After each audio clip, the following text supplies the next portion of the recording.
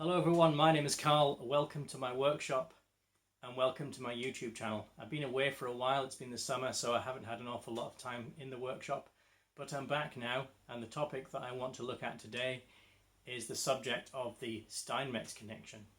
Now this is a method by which we can run a three-phase AC motor from a single-phase supply using a capacitor. And I was inspired to make this film by talking to a man called Clive, who runs an excellent YouTube channel called Workshop Friend. You should definitely get over there and have a look at some of the things he does. Now he's got an Adcock and Shipley milling machine, and he was talking about how he could run the suds pump on that machine, and I said to him, well, you could use the Steinmetz connection. And that led me to have a look around and see that there's quite a bit of confusion about this method on the internet, and especially how the capacitor should be chosen. Some people say you can use some kind of a rule of thumb. Other people say that you should just use trial and error. You can do those things. However, I want to show you today that the value of the capacitor is definitely amenable to calculation. If we use a bit of theory and a bit of knowledge, we can do that. Now, we're not going to be ploughing through reams of AC theory here today, so don't worry. We're just going to use a theory-based practical approach, and I'm going to show you the limitations around using a capacitor to run an AC motor in this way, and I will show you how you can calculate what size of capacitor to use. Now, if electricity is not your friend, you probably shouldn't be doing any of this. If you're not confident working with electricity and working with the mains, working with voltages that you would find typically in a workshop with three-phase equipment, then this probably isn't for you, and you should leave it to someone else. I do make a few little jokes in the video about being electrocuted and so on and so forth, but make no bones about it, I take my personal safety in here, especially when working with electricity, very, very seriously indeed, and I take due precautions. So now I've got that out of the way, let's get on with the video. Right, as I said in the introduction, we're going to be looking at how we can run a three-phase induction motor of the type that you would normally find on workshop machinery that might be in the average home workshop that you would probably buy from an auction place or something like that. How we can run those three-phase motors on a single-phase 240 volt supply from your average domestic mains. And we're going to do that by using a capacitor in the so-called Steinmetz connection.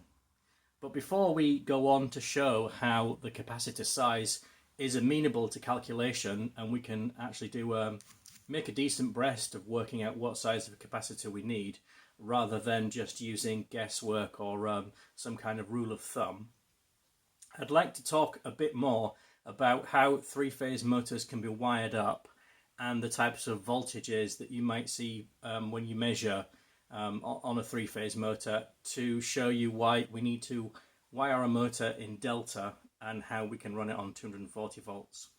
So your average motor that you would find on a lathe or a milling machine or something like that is going to be normally 415 volts, which is the three-phase supply voltage in the United Kingdom. So your average three-phase motor on a milling machine is going to be wired in star, sometimes called mesh or Y, and you can see Y, it's called Y because it's like a Y shape, and also star is shaped like a star. So your three coils that are 120 degrees spaced around from each other are wired with a central point, which is called the neutral point. Now on generators, that neutral point is usually accessible and is brought out to a terminal. On motors less so, although you could go into a three-phase induction motor on your lathe that's wired in star, and you can see the star point in the junction box. It's usually where all three windings are connected to one point. And if you were to go in there and you were to measure when your 415 volt supply, if you're extremely lucky and you've got one of those in your house, is connected to your star connected motor, if you were to put a multimeter from the star point or the neutral point to one of the phases, you would measure 240 volts, and that is called the phase voltage. And if you were then to measure between one or other of the phases, you would get obviously 415 volts, which confusingly I've always thought is called the line voltage. Now, there's a relationship between this phase voltage and line voltage in AC theory. Now, as I said, we're not going to go into heaps of AC theory and really confuse people and just, cause a bit of a logjam. But what I will tell you is that the phase voltage, this one, is equal to 1 over root 3 times the line voltage. Now, 1 over root 3 is 0.57. So if we take 415 volts, which is our line voltage, multiply that by 0.57, we get 240 volts. And similarly, the phase current is root 3 times the line current, or conversely I should say, the phase current is root 3 times the line current. So the phase current is always 1.73, which is root 3 times the line current, so phase current is always more. Now we want to talk about running this three-phase motor on 240 volts using a capacitor, because we haven't got a three-phase supply in our house. So what we need to do to run our three-phase motor on 240 volts from the mains using a capacitor is to rewire the motor into delta, like this, in this configuration, where each end of the windings, instead of being connected to a common star point or a neutral as I called it before, they're actually connected to each other in this configuration. And this can be done in a variety of ways. It depends what type of motor you've got. There might be a junction box on your motor where you can go in and you can reconfigure using copper bus bars. And in my case, on the Harrison milling machine, I actually had to go into the motor itself and rewire the windings directly to flying leads coming out of the motor, which is the more difficult way of doing it, but still can be done. Anyway, whatever method you use to wire your motor into delta, that's what you have to do. And then we can connect these L1, L2, L3 points to 240 volts. Now, why can we do that? If we consider again the star-connected motor, if you remember, I said the phase voltage between here, this point, say L2 for example, and the star point is going to be 240 volts. If you look at this diagram, and glossing over a huge amount of AC theory, you can see that what we've done is we've created three of these points effectively. We've taken this winding and we put it up here. So we've connected it in this position and we've created three of these points. So we've got three lots of 240 volts. And that's because, as I've written here, a three-phase motor in delta is 240 volts because the phase voltage, this voltage here, or here, is equal to, remember, 1 over root 3, which is 0.57 times the line voltage. So 0.57 times 415 is 240 volts. So that's why we have to connect our three-phase motor in delta to run it on 240 volts. And that is also applicable for a VFD as well. If you've got a 240 volt single-phase input, 240 volt three-phase output VFD, which are the most common type, then that's why you have to connect your motor in delta. So what we'll do now is we'll go on to look at how we can connect a capacitor up to this delta wired motor and how that makes it run, why it makes it run, how we can calculate what size the capacitor needs to be, and also the limitations of that method. Right then, let's have a look at how we can realize this Steinmetz connection and we can make it operate our three-phase motor from 240 volt single phase. Now Steinmetz, he wasn't, as I've mentioned before, he wasn't a composer for the West End stage. He was in fact a German electrical engineer from the early 20th century who did a lot of work on the theory of AC motors. So he developed this system. So what it actually comprises of is of connecting a capacitor across one of the coils of our three-phase motor and connecting the other side up to 240 volts with our motor connected in delta. Now when we've got a true three-phase supply connected to our motor, that three-phase supply, those three phases are spaced apart by 120 degrees electrically. And the windings in our motor are spaced around the stator of the motor mechanically 120 degrees as well.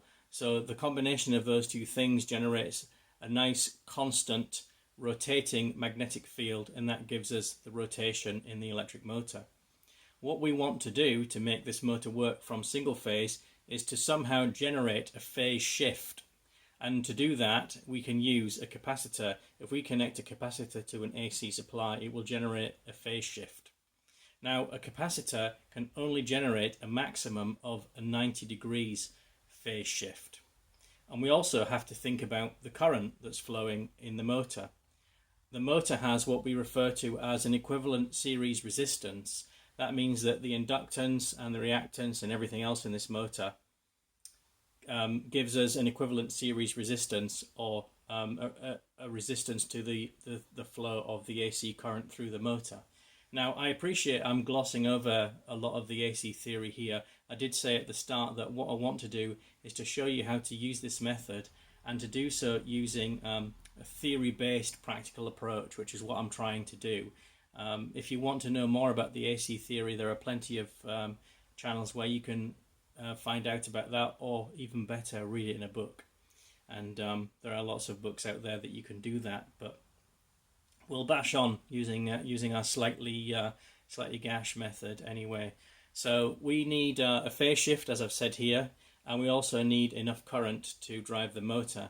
Now the capacitor has a characteristic known as reactance, and that is basically, it can be thought of as AC resistance, and it's usually given the term the symbol X small c, which means reactance for a capacitor, and that determines the current flow through the capacitor. Now, as I've written here, a large capacitor gives us a low XC, or reactance, which is giving us good current but less phase shift. A smaller capacitor is a higher reactance, XC, less current but good phase shift, maximum of 90 degrees. So we need to find some kind of a happy medium for the capacitor size to give us enough current and a decent phase shift to get this thing rotating. Now, as I said before, we have on a true three-phase supply 120 degree electrically spaced phases and 120 degree mechanically spaced apart coils. So that gives us a constant torque, a very constant torque in fact. This method, because we have one phase which is always weaker due to the capacitor, the torque is not constant, and that it can be a drawback for driving something like a lathe or a milling machine.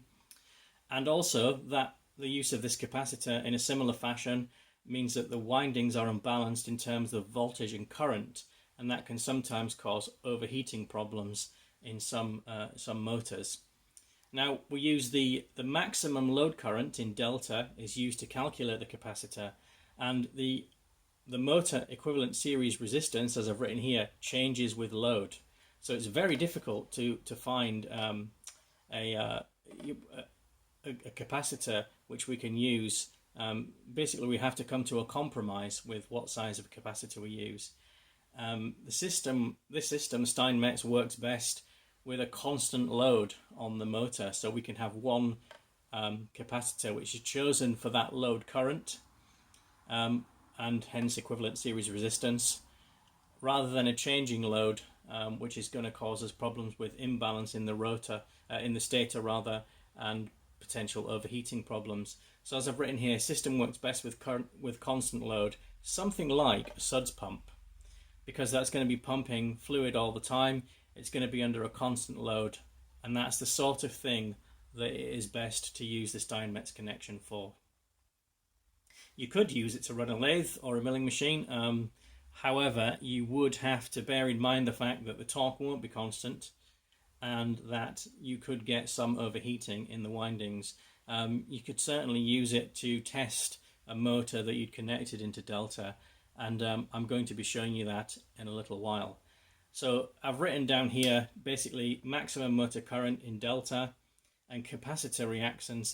These are the two variables that we are going to be using to calculate capacitor size, and the maximum load current in delta is what we're going to be using to base our capacitor sizing on. So we'll go on now and we'll look at some simple hand calculations that we can do to work out what size we need to make this capacitor. now that we know this method has got some drawbacks to it, and we know what they are. Okay, so if you're still with this whiteboard malarkey, then congratulations to you, but you've made it this far, which is a good thing, because this is the good bit now. We're going to look at how we can actually calculate what size of a capacitor to use when we run a three-phase motor using the Steinmetz connection. So we mentioned before that it's a bit of a thorny task to select a capacitor, because we have to find one that gives us enough phase shift and also gives us enough current as well.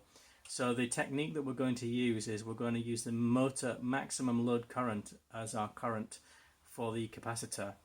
Now what that does is it means that the motor will, if lightly loaded, is going to overheat somewhat. But as I said before, this method is best applied to something like a suds pump, or any kind of pump really, where the load is constant.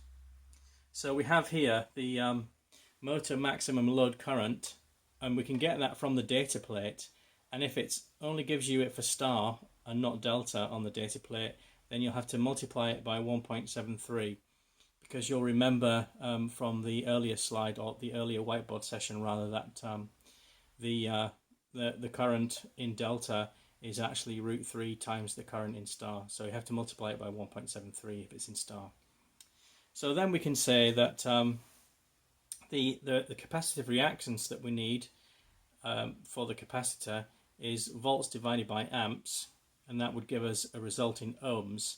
So basically the motor volts divided by the motor current will give us the reactance that we need in the capacitor in ohms, and we can find out capacitor reactance as well, XC in ohms, and the formula for that is 1/2 times pi times the frequency of the supply times the size of the capacitor in farads. So what we can do is we can combine these equations here into one equation on the right hand side of the board here, and we can say that our capacitor that we need is the motor amps for delta divided by 2 times pi times the frequency of the supply times the voltage of the supply. And that for the UK mains is amps over 2 times 3.14, which is pi, times 50 hertz times 240 volts. Now you'll have noticed that the denominator of this equation is going to be a constant, because these figures, 50 hertz, 240 volts, pi is always the same, and the 2 is always the same. These are a constant, or they are all constants. So we can multiply that out, and we can simplify this calculation down to amps in delta over 75,360, and that will give us a result for our capacitor in farads. Now in the UK and in most Commonwealth countries you'll be using this calculation, and in Europe as well, because the power supply is 240 to 220 volts at 50 hertz. And obviously overseas in the United States and in Canada as well, although it's a Commonwealth country, they've followed the United States in that they have 120 volts and 60 hertz. So if that's your case, if you're trying to run a Steinmetz connection motor on 120 volt 60 hertz mains, then you want to put your motor current in delta over 45,216. That's just this denominator multiplied out with 60 hertz and 120 volts in place of 50 hertz and 240 volts. So this is what we're interested in, this one here, for the UK. So what we'll do now is we'll go on and we'll look at some of the limitations of this method and some of the limitations on the capacitor that we have to bear in mind for us to run our motor safely, and then we'll go on to do a worked example. Okay, having spoke about how we're going to calculate the capacitor that we're going to use for the Steinmetz connection, here are some just a few points to bear in mind with the capacitor that you're going to use. Now I've written here that motor power is reduced. You remember I spoke about how the torque isn't constant and in fact is reduced. the motor power is reduced by 1 over root 3 of the three-phase power, our old friend root 3 again.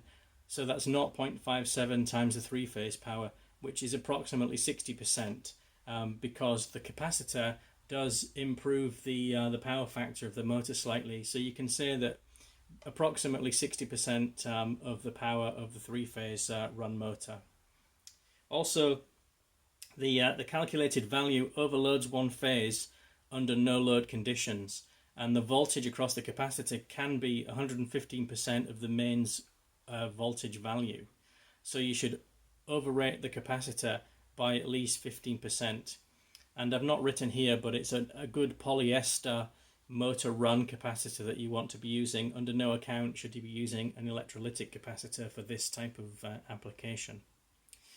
And if the motor is to be run partly or lightly loaded, consider reducing the calculated capacitance value by 10%, just so that you don't get, or you minimize the likelihood of overheating issues and unbalance issues.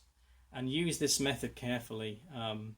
As I said before, a motor that's got a constant load is the best type of thing to be using the Steinmetz connection for, a suds pump being the best example of that.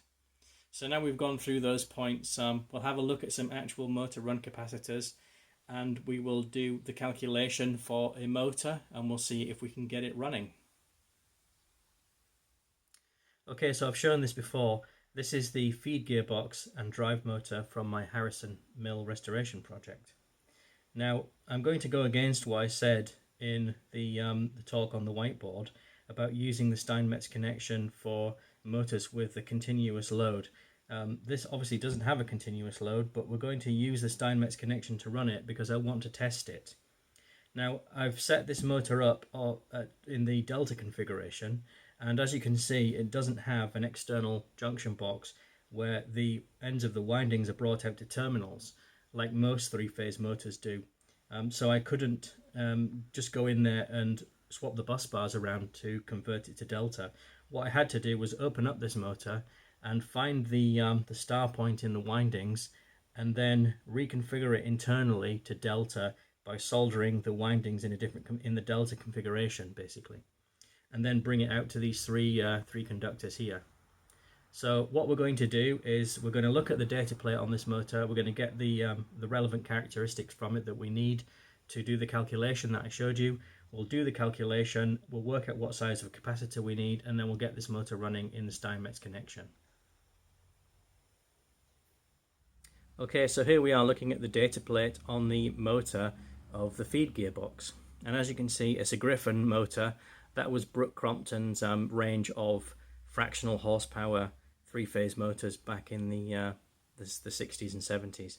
I think they did single-phase ones in that range as well. And I hope you can see it's still reasonably legible, this data plate. Like everything else on the milling machine, it's suffered a bit over the years, but I think you can read it. I'm going to zoom in, or try to, a little bit. There we are. So we can see here we've got a serial number 12373. 50 Hertz is the frequency. Type TE, which means totally enclosed. 400 to 440 volts. 3-phase. Continuous duty. It's telling us it's a 3-phase motor. You can just about see pH under there, 3-phase. RPM is 1380. 0.31 full load amps, that's the thing that we're really interested in.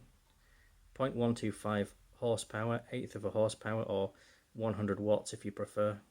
65 degrees C rise, and then we've got BS470 here. BS470 is British Standard 470, which is a standard for electric motors. So this full load amps is the one figure that we're most interested in, and we can plug that into our calculation that I showed you on the whiteboard. Now we have to remember that this is for the motor connected in star.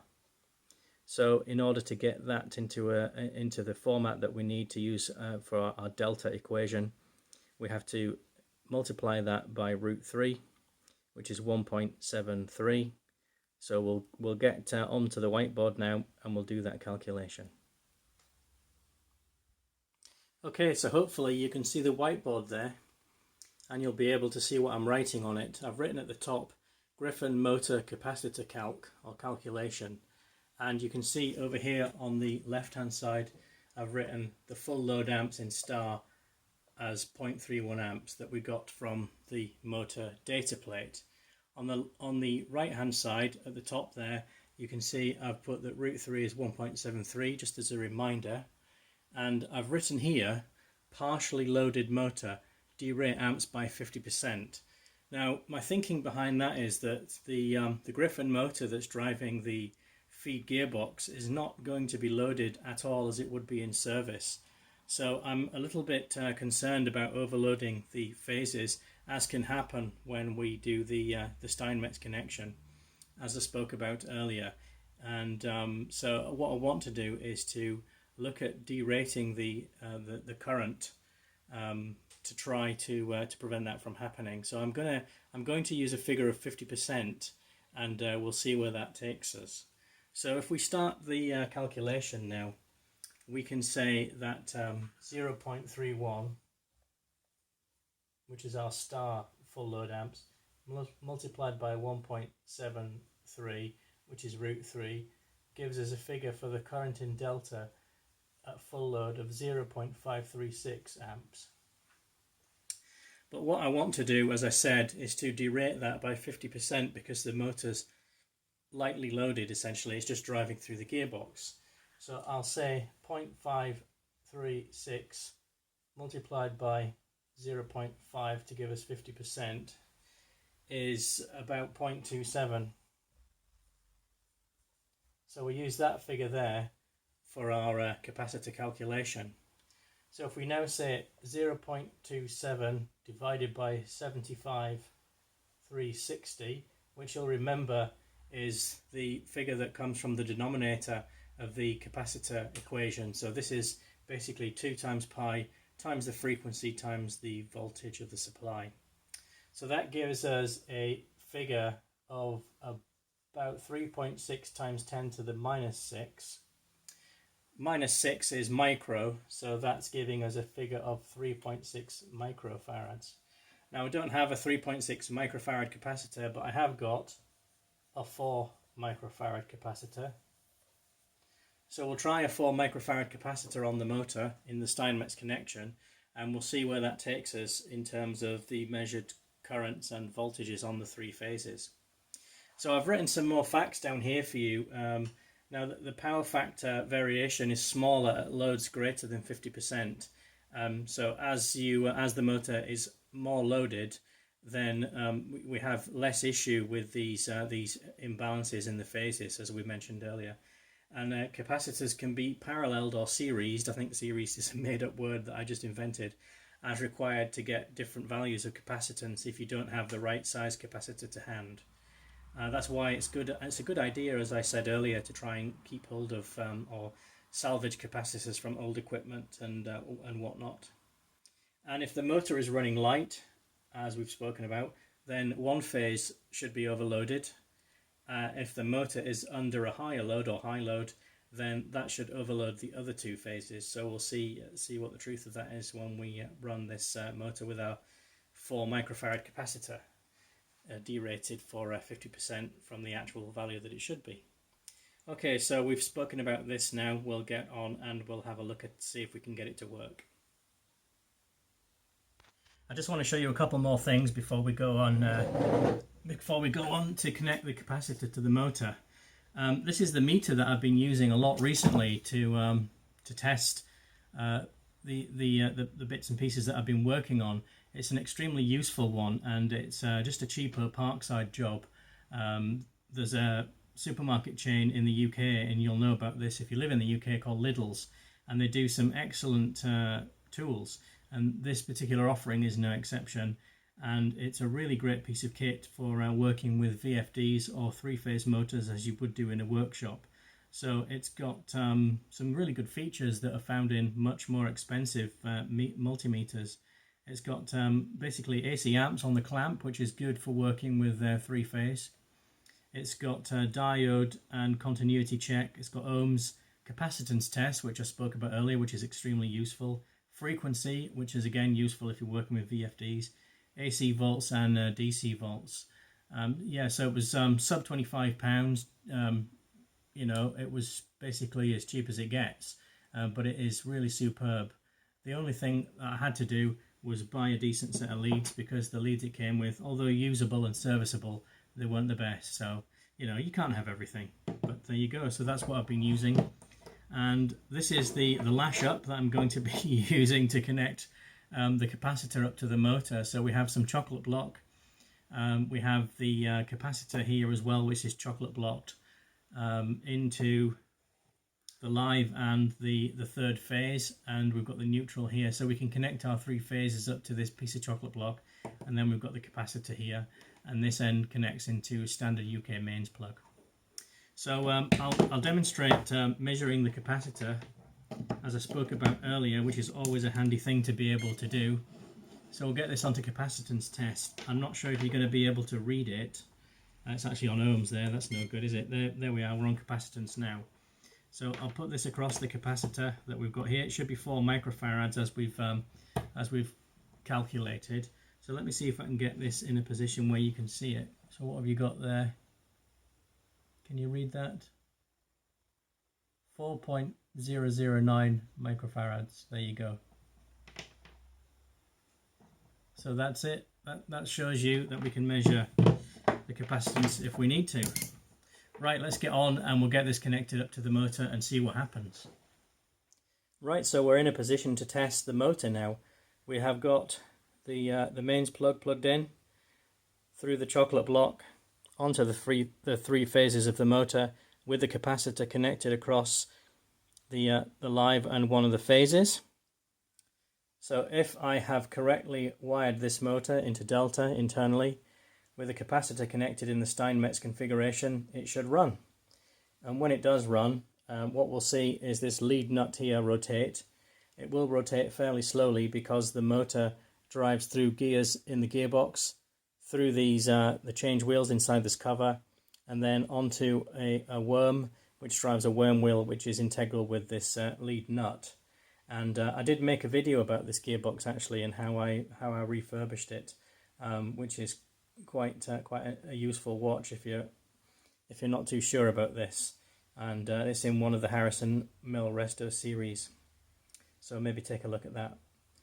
Right, so let's get this thing fired up and see what happens. Now I should probably say at this point that there isn't any oil in this gearbox, although everything has been well lubricated when I reassembled it, and I've given it a good squirt of oil through the BSP plug that you fill it from. So it's reasonably well lubricated, but I don't want to leave the motor running for too long. We'll just run it to make sure that it works, and then we'll get some voltage and current measurements from it, which hopefully you'll be able to see with the camera in this position. You're actually perched on top of the Swindon's vise. So without further ado, let's see if it actually runs first. Okay, here we go, switching on now.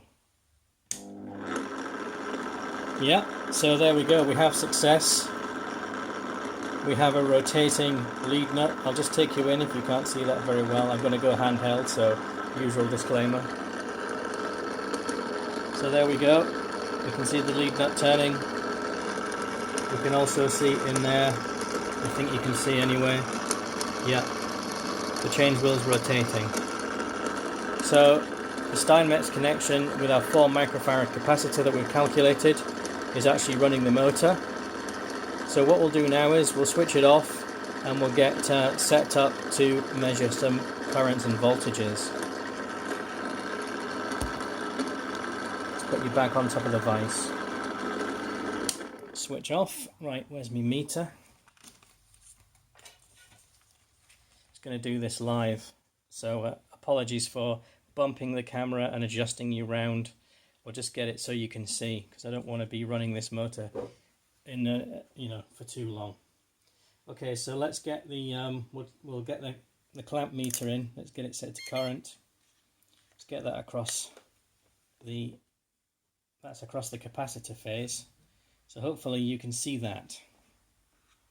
Yeah, you can. Right, let's switch it on and let's see what current we've got on the capacitor phase.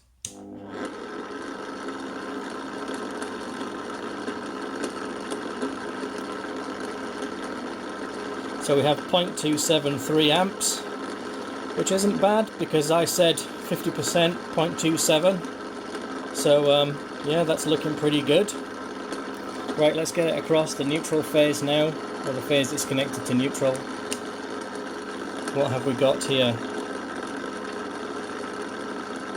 You see that? 0.316, 0.315. So again, it's not too bad. 0.27 to 0.3 on the neutral phase there. And on the live phase, or the phase that's connected to live, what have we got? Again, we've got 0.3, 0.32. So that 50% call on the current derating seems to have worked reasonably well, because we're within a reasonable tolerance of that 0.27 amps that I spoke about. So I'm really happy with that, actually. So that just goes to show you that the Steinmetz connection can work, and can be made to work reasonably well. If you had a motor that was loaded permanently, like a suds pump, for example, which is really what this is best suited to, then you could actually use your full load amps and you would get this kind of result. But I've had to derate by 50% to get it, because we're not driving any load. So there you go, it does work, and it works reasonably well. And using the calculation that I showed you on the whiteboard, you can get a decent capacitor value without having to use rule of thumb or any kind of sort of guesswork. You can get reasonably close using the numbers and using the theory. So I'll switch the motor off now, and we'll keep the camera running. I'll get the leads on, the meter, just behind the camera so you can't see very well, but we'll get, let's try and get this where you can see it, and we'll get some voltage measurements taken as well. Right, so we'll flash the motor up again. Right, so across one of the phases, the capacitor phase this will be. How can I do this without electrocuting myself? I'll tell you what, let's put the meter down here. And we'll adjust the camera position. Live TV, folks, live TV. Right. Let's get it in a place where you can see it. Yeah. What did I say about this meter? Oh yeah, it's really useful. Okay, here we go. That's better. Put onto volts, that would help as well, wouldn't it? Okay, AC volts we're on. Okay, the voltage across the capacitor, 245, 246 roughly. And the next phase is, let's get it on. Can we do this? Can we do this? Amateur hour again, isn't it? Right, there we go. 245 again, that's not bad.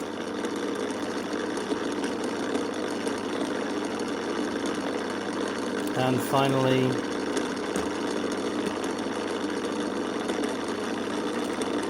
214. So a bit of an imbalance there, but the currents are fairly balanced, so that's the main thing. It's more important to balance the currents than it is the voltages. So there we go. We'll switch the motor off. I don't want to run it too long without any oil in the gearbox.